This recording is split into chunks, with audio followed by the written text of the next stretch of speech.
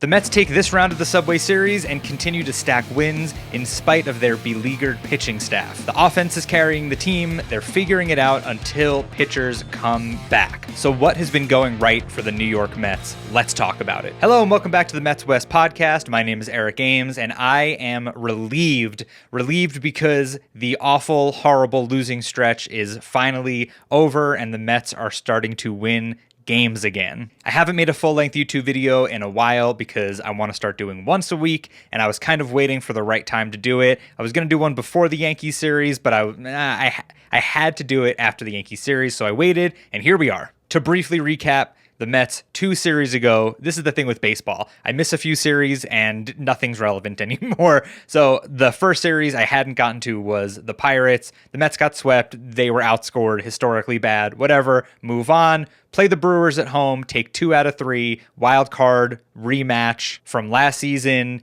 Huge series win against the Brewers, who we may very well see in the playoffs again. And now on to the Yankees. The Subway Series is always a fun time. I don't live in New York anymore, but I'm obviously from New York, so I have friends that are Yankees fans, and it's just fun to trash talk them. Given I have respectful friends, so it never gets too heated, but we always get a little snippy, and that always brings another layer of enjoyment to the games. Going into the series, me and the rest of you guys, I'm sure we were a little suspect of what our pitching was going to be because we only had a few guys who are normally in the rotation available to pitch. So we were kind of thinking, okay, one game's going to be Frankie Montas, who we're not really sure how he is yet this season. And the other 2 games are going to be bullpen games, which is just tough. So to briefly recap, game 1, Justin Hagenman gets the start. And we're like, how far can he go? Just give us whatever you can. And he goes almost 5 innings. And I mean, you couldn't ask for much better. Sure, he was dinged for 4 runs, but overall the pitching staff held down the Yankees just enough for the Mets to scratch out a much needed win.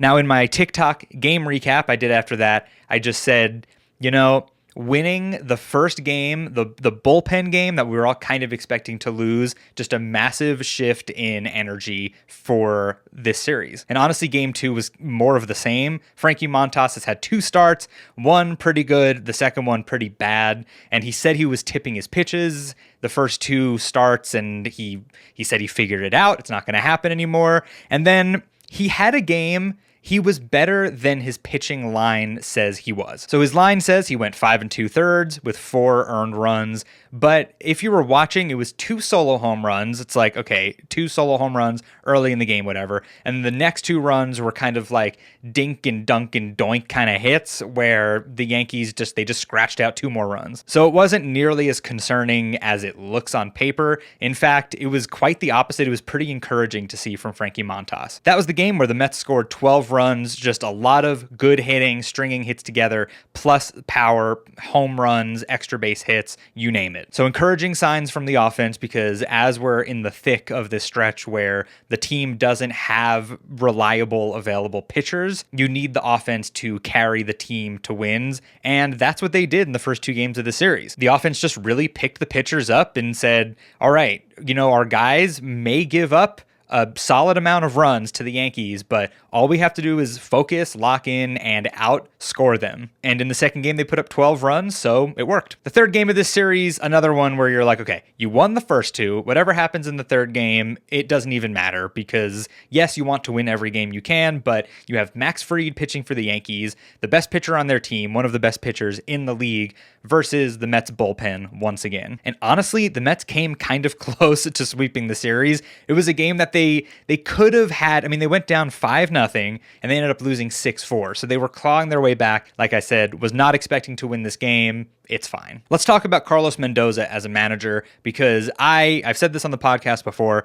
I love the dude. I mean, kind of as soon as they hired him last season, I liked him as a person, and I said, okay, well, how is he going to be as a coach, as a manager? And he proved me, well, he didn't prove me anything because I didn't really know, but he made me like him as the manager. And I was seeing, before the Mets started actually winning games again, I was seeing a lot of people, mostly on Reddit, talk about how they wanted to see Mendy fired, and I just didn't really get that because, last season we were all saying he should be manager of the year instead of Pat Murphy because the Mets were bad and they came all the way back and they had a great rest of the season, almost made the World Series. And now, fast forward a few months into the 2025 season, you have people calling for his head. I don't really get that. And I know personally, I'm definitely prone to saying, I think Eric Chavez should be fired. Some head's got to roll to make some changes. But I don't think Mendoza has ever been the person this year to put that much blame on. So in fact, I wanted to do the exact opposite and talk about some things I saw from Carlos Mendoza in this series that I really liked. And the first thing is how he hyped up Reed Garrett in between innings in game 1 of this series. We absolutely needed Reed Garrett to hold it down in that game, and we needed him to go 2 innings. So after that first inning, he came out of it clean, no runs, and they were like, are they going to put him back in? Are they going to have to get someone else up in the bullpen? Mendy was just giving him a pep talk. Obviously, we did not know exactly what he was saying, but you could just see the two of them looked really intense, like looking at each other and talking to each other. And then Reed Garrett came back out for the next inning, clean. I don't know if it was 1, 2, 3, but again, no runs in that inning. So whatever Mendoza said really worked, and it hyped him up, and he got through 2 clean innings, which we direly needed. So as soon as I saw that, I wrote it down. I was like, I'm talking about this moment because I love seeing active managing like that. And then later on in game 3 of this series, Mendoza put up Ronnie Mauricio to pinch hit on the first pitch, gets a base hit.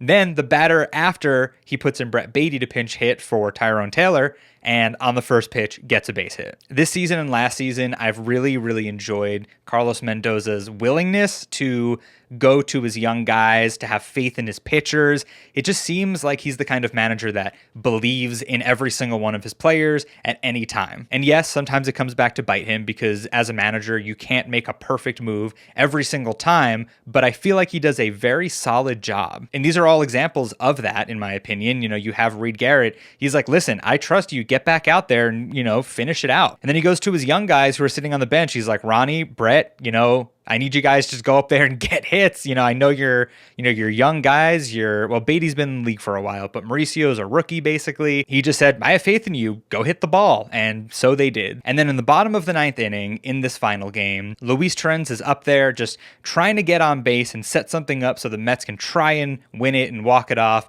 And Devin Williams throws 3 changeups, all low out of the zone, and umpire John Bacon calls them all strikes. Mendoza absolutely flips his lid, comes out of the dugout as soon as he was barking after pitch 2 on pitch number 3. He came out of the dugout. We're all like, he's getting thrown out. Let's see it. He kicked dirt on the plate. He was screaming. You could kind of hear him on the hot mic, and it needed to be done. I love when managers do that. He got his money's worth. He stood up for Luis Torrens, and he gave the umpire a verbal thrashing. So that was great to see. Bottom of the 9th inning, what do you have to lose? He gets himself tossed, standing up for his guys. But let's talk about the umpires because, I'm watching the game, and my fiance sitting there with me, and she's like, are they not ever held accountable for this? She's like, this umpire should be fired or at least, put on some sort of leave as punishment for how bad he's been. And then after that happened, I looked up this umpire, John Bacon, and sure enough, there have been articles written about him this season saying MLB needs to do something. They need to punish this guy because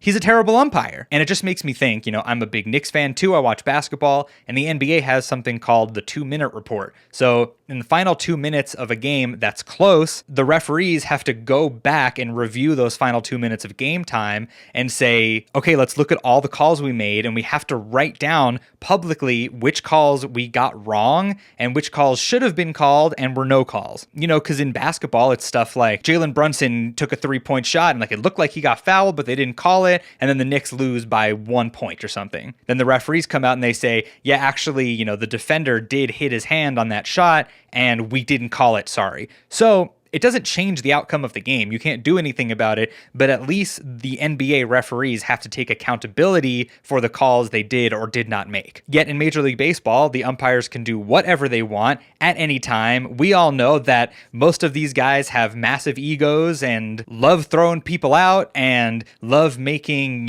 vindictive makeup calls, what have you. And it's just such complete, utter bullshit sometimes. There's that account, Umpire Scorecards, who they review every every game of every umpire every single day, and they say these are the calls he missed. This is how it affected the game. This is how it affected the win probability for each team, if it was skewed for one team or the other. But that's not an official thing. That's, whoever, a group of people who care and want to make that information public. But the umpires still don't have to answer for being bad at their jobs. So I, as a baseball fan who, yes, I root for the Mets, but I also care about the integrity of the game. I mean, when I'm watching the Mets and a terrible call goes in our favor, I'm like, oh God, because you don't want to win like that either. You don't want to have success because the umpires are bad. So is there not something that Major League Baseball can institute that holds the umpires accountable at least a little bit in the public eye? That's all I'm asking. Thank you, Rob Manfred. I know you're a huge fan of the podcast. A few more positive takeaways from this series are that Starling Marte and Jeff McNeil are hitting the ball very well. Marte's average is up around 270 now, which is a big improvement from earlier in the season.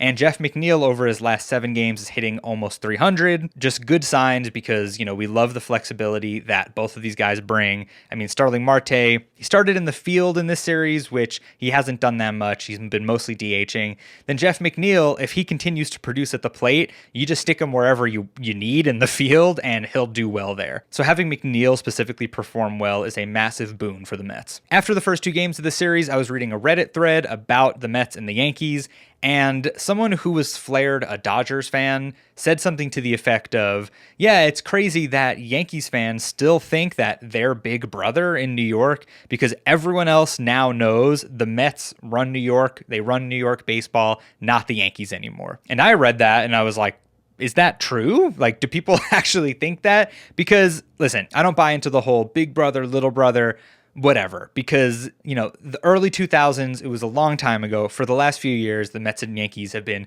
pretty evenly matched. A lot of good games, Lindor's 3 home run game, just like so many good moments to talk about between the Mets and the Yankees. But I know that Mets fans tend to be down on themselves and self-deprecating and like, well, we're the Mets, nothing good happens to us. Then the Yankees fans are the opposite, where they're very entitled. They feel like they should win every single game, every single season, world champions every year. And in reality, neither side is true. The Mets aren't the laughingstock of Major League Baseball anymore, nor are the Yankees the perennial juggernauts that they used to be. It all falls somewhere in the middle, and it creates some really good baseball games for New York sports fans. But with that being said, if the fans of the other 28 teams in baseball want to say that the Mets run New York baseball, then by all means, go ahead. So I was looking at Pete Alonso's Baseball Savant page, and all of his hitting metrics are like, 95th percentile and up. We know he's having an incredible season at the plate. But then you look at his defensive metrics, and they're pretty bad. Like, you would expect him to be a terrible, awful first baseman. But as someone who watches most games, he looks pretty good at first base. He's an excellent picker. I mean, I feel like balls very, very rarely get past Pete at first base. And the ground he covers, yeah, maybe he doesn't cover as much ground as other people, but when a ball is playable for Pete at first, he gets it. So I don't know how these stats and these metrics really work down like the nuts and bolts, the nitty gritty of it, but I just feel like they don't match the eye test with Pete. So maybe someone who knows more than me can inform me, but I just feel like Pete has turned into a very solid defensive first baseman, whether it's gobbling up ground balls or picking throws from his infielders out of the dirt. I like having him at first base. That's all I really have to say. He's a great hitter and he's a pretty solid fielder nowadays. I love Pete. I really hope he signs a long-term contract and just breaks a whole bunch of power records.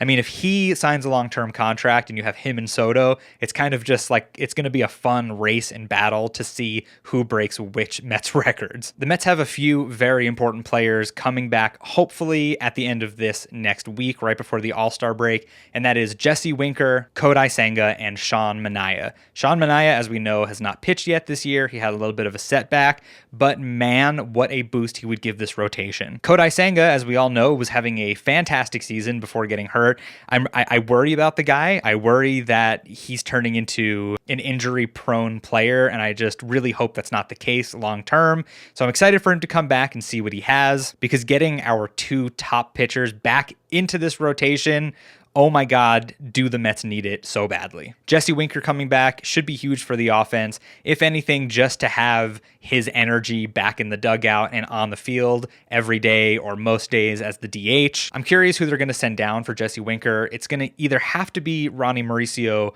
or Travis Jankowski. I'm really torn. I don't know what they're going to do because on one hand, yes, Mauricio's young. This has been his shot, but he's been hitting these last few games and he's looked much, much better, but he's also young. He's made some silly mental mistakes. I have a feeling it's going to be him because on the other hand, you have Travis Jankowski, who is kind of just a very minimal role player, but it's so important to have that one really fast dude ready on the bench late game. If you need that desperate one run, you put him into pinch run and you try to drive him in. So I have a feeling Mauricio's going down and Jankowski's staying, but I'm curious to see what happens. And also in doing research for that little section on injuries, I was scrolling through the Mets injury report and wow, there are a lot of important players on that list and you kind of just lose track of it as the year goes on, but it's a little brutal. And as we all know, basically every single one of those players on the injured list is a pitcher, which is why they say you can never have too much pitching. So the Mets have 2 series to go until the All-Star break.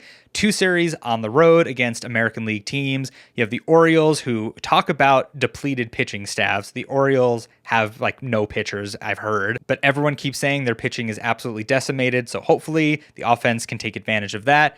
And then on to Kansas City with the Royals, who are another team under 500. So, I mean, hopefully in this next week, we can go like 4-2, win both of those series, whatever, go to the All-Star break, get some pitching back, get Winker back, and kind of reset for the second half of the year. I'm very excited. I'm very glad that bad stretch is behind us and it's over and the team is winning again. Let's just keep going. Let's make it to the All-Star break. I will see you then in the next episode. Thank you so much for watching. You can follow me on social media, Instagram and TikTok at Mets West Pod. I do a little 1-minute recap after every game where, you know, a lot of that stuff comes back in here for the full-length episode, but I just get whatever's on my mind off my chest and into the abyss of social media after every game. So follow me on there if you want some more, and I'll see you next time. Let's go Mets.